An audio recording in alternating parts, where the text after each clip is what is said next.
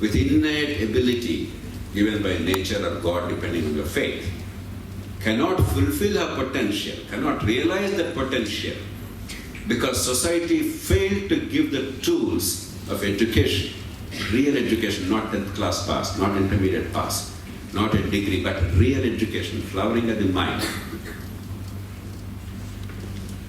capacity to deal with the world, and capacity to contribute to the world. Our education is among the worst in the world today. The second great sin to me is avoidable suffering. 3 days ago, I participated in a 2 days ago actually, day before yesterday, in a commemoration meeting of a 96-year-old colleague who passed recently. He was my colleague in LOKSATTA movement for a decade, though much elder to my father. He was my great colleague and friend. As I told them there, it was not a condolence meeting, should not be. It was a celebratory meeting. It was a commemoration meeting, because you get a full life, purposeful life, meaningful life. There's no the old blood passes and the new blood replaces it. Unless there is this continuous change, mankind would be totally a stagnant pool. Similarly, certain diseases are incurable. We hope that we will not get them, but once we get them, we do the best we can. But there is a whole lot of misery, suffering, which is entirely preventable and avoidable. And if the society has no capacity to build institutional mechanisms to actually eliminate that avoidable suffering, that is a tragedy. It took me credibility to bring in just one vaccine in this country to prevent 200,000 children. It took me 19 years. Finally we got it. But it's a shame. Take coronavirus. We are lucky that it did not start here.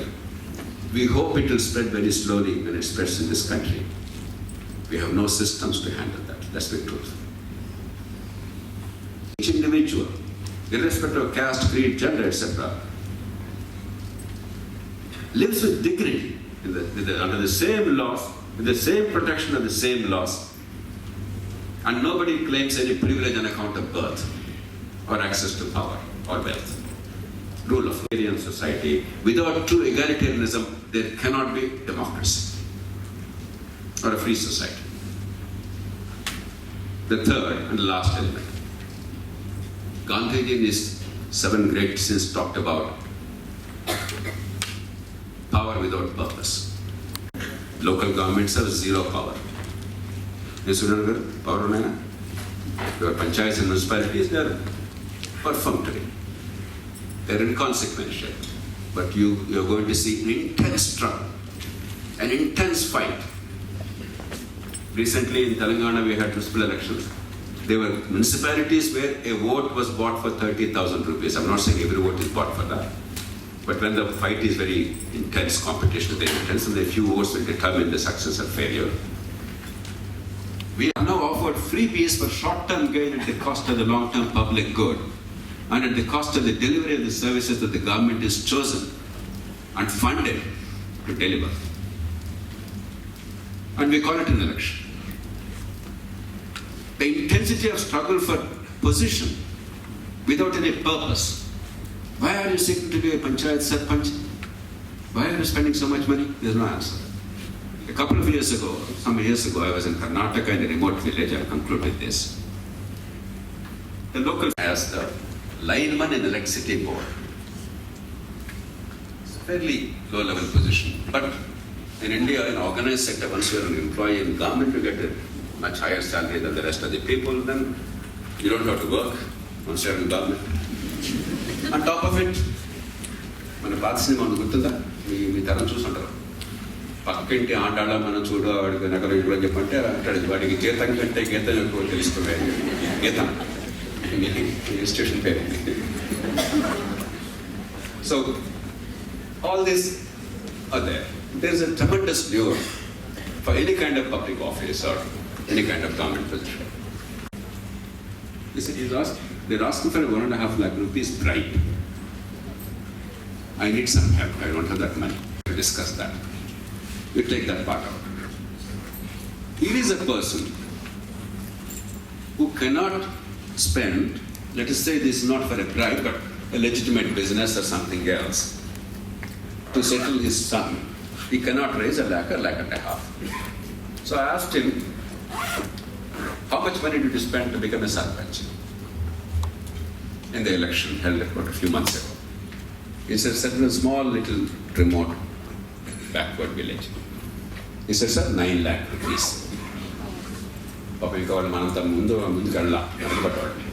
మనోళ్ళైతే 9 lakhs panchayat కట్టి INCET ఆంధ్రప్రదేశ్లో మీకు 9 lakhs అంటే కొంచెం చాలా అవమానం కదా ఏం budget why did you spend 9 lakh rupees? Forget the morality of it.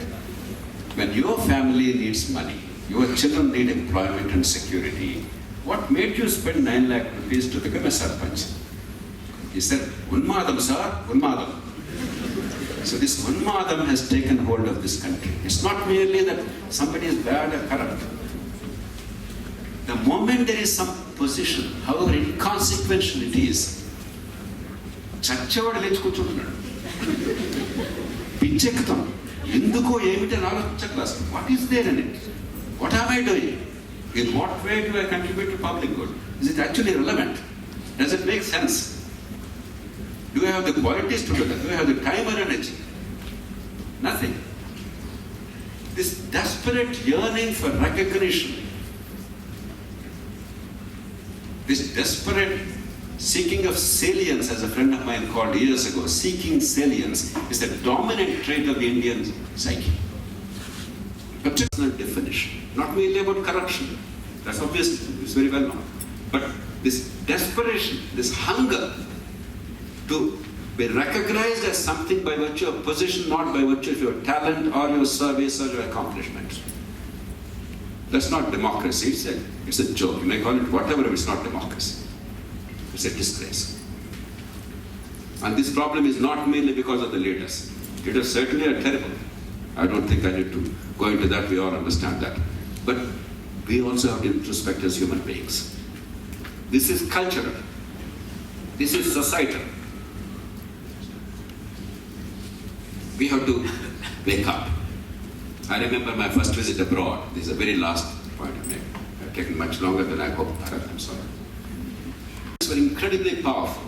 In those days, 1992 or 93, if I recall, the Rabobank Netherlands alone had more deposits than all the Indian scheduled banks put together.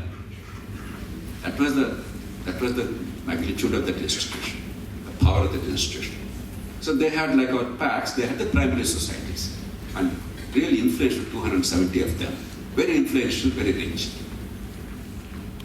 Have energy, I'll take care of my family, my profession, my business, I want to retire and enjoy peaceful life. And they persuade him. Because you're the best person, please, we'll also help you, but please take charge. What was happening at that time and now? You have people queuing up in front of polling booths for the cooperative society elections, where they have nominal membership, where 11 rupees is paid in those days to be a member, voting member. And people paying the money to vote, and there is zero money in the cooperative bank, cooperative society, just because you want to be president of the cooperative society, a member of the board of the cooperative society. I was stunned. There was something even more stunning. There was a national board of that cooperative bank of 24 members, very influential bank in a small country. And therefore prominent politicians were there. The Speaker of the House was there, several cabinet ministers, the the government of Netherlands at the time, opposition leaders, etc. were there. There were 24 members. 23 belonged to the ruling combined. They didn't have anything to do with politics in the bank, but their political affiliation was with the ruling alliance in the country at that time. One of them was for the opposition in the political spectrum of the country. There was a vacancy for the chairmanship of the bank, and their chairmanship is very, very important. And it's for a generation. Once the chairman is appointed, typically it will be for the next 25-30 years. Only when they retire or die normally, the chairman is replaced. All the 24 got together and they elected the one opposition member of the board. All the good people. 23 members belong to a ruling combine. One member belonged to the opposition out of 24 members. All 24 got together and unanimously elected the 24th man who belonged to opposition. The shock that I felt was indescribable. I could not believe that. When I asked them, why did you choose that man? In our country, even for a trivial position, when there is no resource, no power, we go and organize camps, we buy fellows, sell fellows, we ferry them to resorts, all kinds of things, to somehow occupy that position. Here, 23 of you made the 24th man from another political party the chairman. Why? Of banking and money markets. Our interests and our money, they are safe in his hands. Just see what's happening in this country from parliament to panchayat, from a cooperative society to water use association. We have a long way to go to reach Gandhi's idea. Let's at least focus on these three things. Local power, locally exercised in an accountable manner. Egalitarian principles brought into practice by education and healthcare of quality accessible to every person, and real and meaningful application of rule of law on a daily basis. Today, no matter what our protestations are or pretensions are. I have done a quick survey of 49 major countries in the world, large economies of the world. On every single significant indicator, India is ranked in the bottom 5. Every single indicator, we are in the bottom 5. The countries in our company are Pakistan. I don't understand why you are fighting in Pakistan. They are our best friends. Bangladesh, Nigeria. India and these four are always there in the bottom 5. The fifth country kept changing depending on the indicator. India, Mahatma Gandhi had seen and wanted to transform. We pay lip service to Gandhi, but we perpetuate status quo. As long as that is true, we forfeit the right to utter the name Gandhi. Before we begin, can you switch off that light? And all media friends, can you close the cameras? And wrap up, we'd like to have a Q&A session. Is to share that maybe